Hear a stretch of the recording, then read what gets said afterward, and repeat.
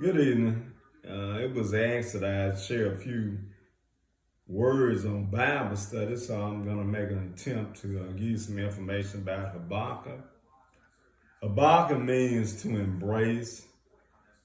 He wrote this particular Bible story between 679 and 649 BC during the Babylonian captivity. The theme was why does wickedness seem to prevail? The purpose is to understand that we walk by faith, not by sight. That's chapter 2, verse 4 in Habakkuk, the main or the key verse in Habakkuk. He wants us to understand that through God we have a final victory through Jesus Christ. But we must follow the will of God, or we will end in destruction.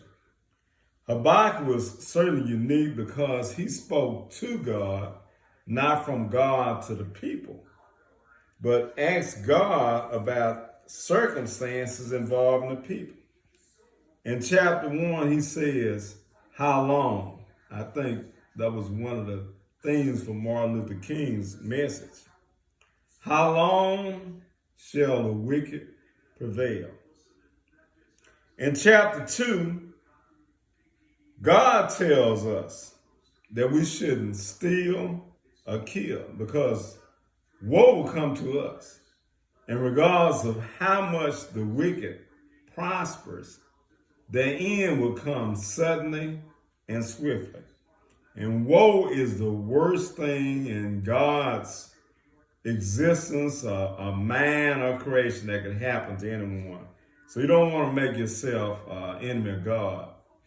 Too many people in our churches come to church to take advantage of the people in the church, coming to get and not to give. God's way is all about giving. So we got to understand that all things belong to God. That's why he gave us the 10 Commandments.